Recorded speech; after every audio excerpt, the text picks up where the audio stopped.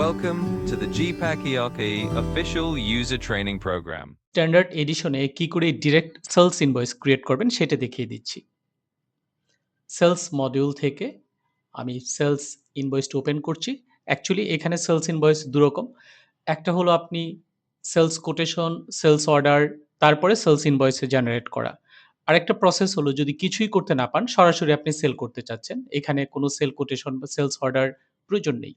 তাহলে আপনি করবেন সরাসরি আপনার ডিরেক্ট সেলস ইনভয়েস। আমি ডিরেক্ট সেলস ইনভয়েস আমি পেজটি ওপেন করছি। এখানে আপনি ২ টা সেল টাইপ আছে। একটা হলো লোকাল আরেকটা হলো এক্সপোর্ট।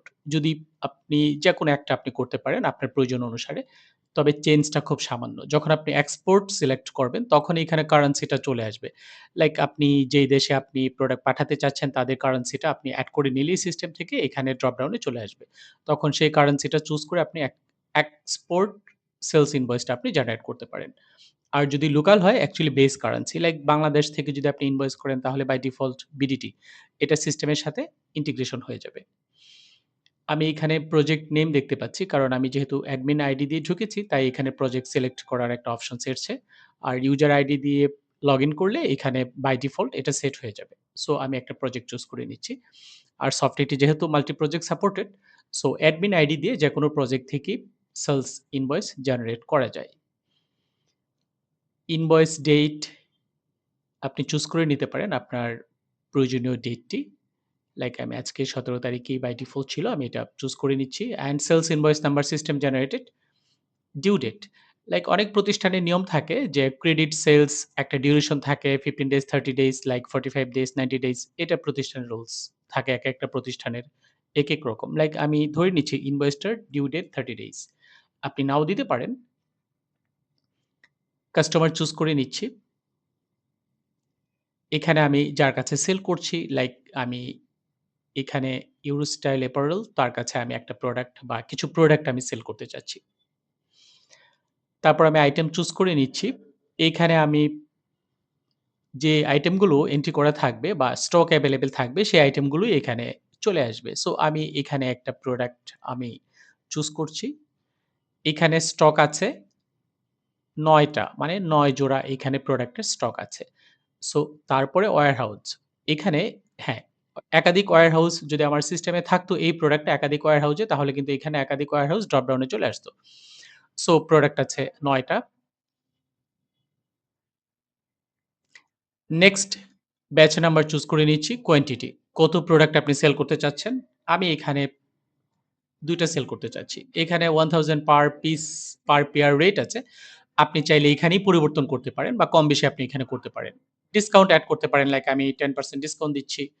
আপনি ব্যাট এড করতে পারেন। আমি 5% ব্যাট এড করছি। দেন সফটওয়্যার ক্যালকুলেশন করে টোটাল বিল হলো ৳১,৮৯০ এমপ্লয়ি নেম যদি থাকে সিস্টেমে তাহলে আপনি এখান থেকে সিলেক্ট করে নিতে পারেন। অ্যাকচুয়ালি এই সেলস ইনভয়েসটা যেই রিপ্রেজেন্টেটিভ ডিল করেছে ক্লায়েন্টস এর সাথে তাকে আপনি সিলেক্ট করে নিতে পারেন।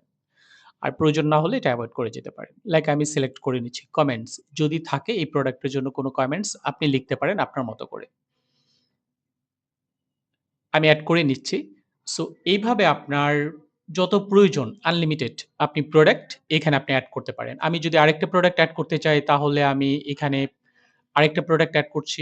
ওয়্যারহাউস সিলেক্ট করে নিচ্ছি। ব্যাচ সিলেক্ট করে নিচ্ছি। দেন কোয়ান্টিটি 20 আমি এখানে রেট চেঞ্জ করে দিচ্ছি এবার।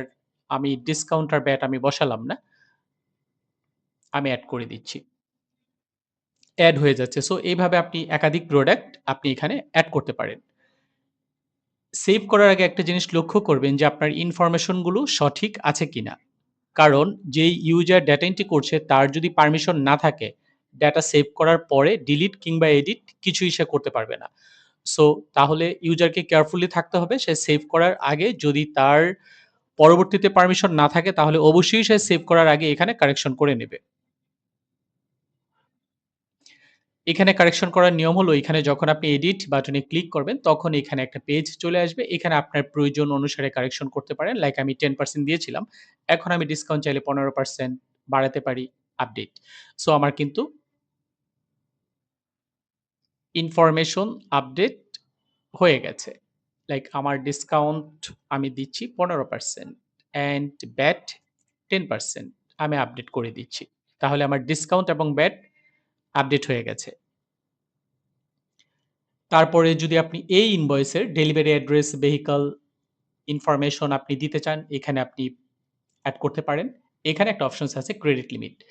এখানে আমরা যখন রিসিভেবল অ্যাকাউন্টস ক্রিয়েট করেছি, সো এখানে একটা অপশনস ছিল ক্রেডিট লিমিট। যদি এই কাস্টমারের জন্য আপনি ক্রেডিট লিমিট বাইন্ড করে দিতেন, তাহলে সেটা এখানে চলে আসতো। এর অর্থ হলো আপনি এত টাকার বেশি তার কাছে বাকিতে বিক্রি করতে পারবেন না। নেক্সট অপশনস এখানে আরেকটা আছে অ্যাডলেস। এখানে যে টাকা বিল হয়েছে, আপনি যদি চান টোটাল বিলের উপরে আপনি কিছু এড করবেন অথবা লেস করবেন, সেটাও আপনি করতে পারেন। ধরুন আপনি এটা কোথাও কুরিয়াতে আপনি পাঠাতে চাচ্ছেন। এখানে আপনি ৳200 এড করতে চাচ্ছেন। আমি ৳200 এড করলাম। সো আমার কিন্তু নেট অ্যামাউন্ট এড হয়ে গেছে। আপনি চাচ্ছেন যে না, আমি এখানে প্রয়োজনে আরো কিছু টাকা আপনি লেস করতে চাচ্ছেন। লাইক দিস আমি যদি ৳300 লেস করতে চাই, তাহলে কিন্তু আমি সেটাও লেস করতে পারি। আমি ধরুন ৳325 আমি রাউন্ড ফিগার করতে চাই। আমি ৳325 লেস করতে চাচ্ছি। তাহলে কিন্তু সেটা লেস হয়ে গেছে। সো এইভাবে আপনি এড কিংবা লেস আপনি দুটোই করতে পারেন। আমি এখানে 0 করে রাখছি। যা ছিল তাই। তারপর রিসিপ্ট বাই। এখানে যদি আপনি এই সেলস ইনভয়েস জেনারেট করার সাথে সাথেই যদি আপনি এখানে ক্যাশ রিসিভ করে নিতে চান, তাহলে একটা অপশনস আছে ক্যাশ। এখানে লক্ষ্য করুন যে পুরো টাকাটাই এখানে চলে এসছে।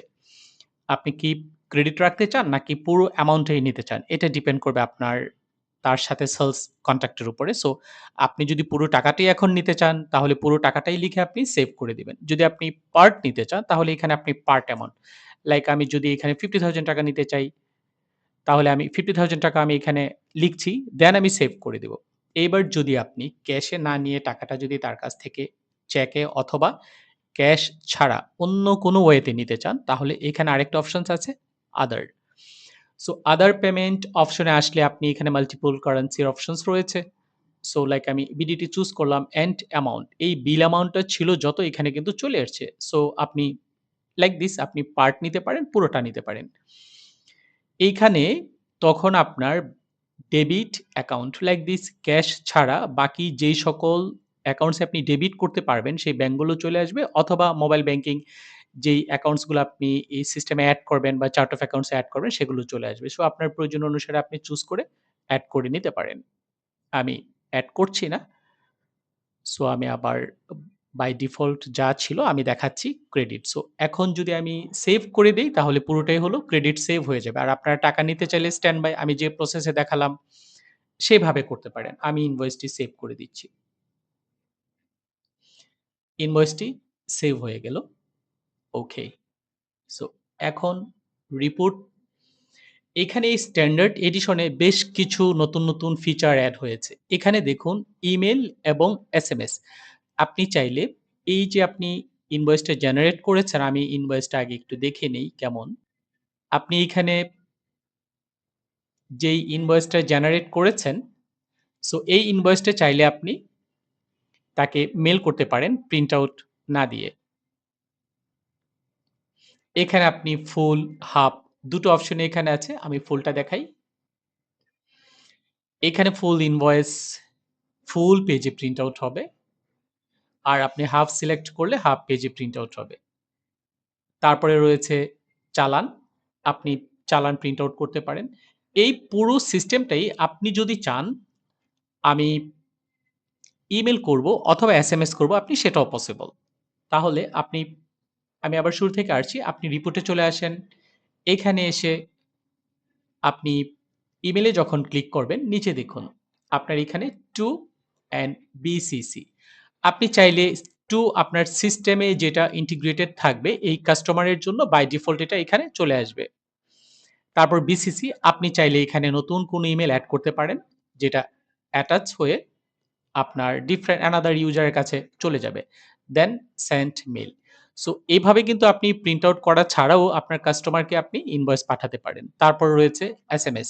সো এসএমএস পাঠালে হবে যেটা তার কাছে এই ইনভয়েসের একটা ইউআরএল যাবে। সো তার স্মার্টফোন থেকে ইউআরএল এ ক্লিক করলেই এই ইনভয়েসটা সে সাথে দেখতে পারবে। সো আশা করি আ হেল্পফুল হবে। আপনি কিভাবে সেলস ইনভয়েস জেনারেট করবেন। সো সেলস ইনভয়েসের আরেকটা প্রসেস আছে অ্যাপ্রুভাল সিস্টেম। সো অ্যাপ্রুভাল সিস্টেমটা নেক্সট ভিডিওতে পেয়ে যাবেন। সো তারপরে যদি এই সেলস ইনভয়েস সংক্রান্ত আপনার কোনো কোয়েশ্চেনস থাকে স্ক্রিনে দেখানো আমাদের সাপোর্ট নাম্বারে কল করতে পারেন অথবা support.gpakrp.com এ এসে আপনি একটি সাপোর্ট রিকোয়েস্ট করতে পারেন। আরো যদি বিস্তারিত জানতে চান। ধন্যবাদ।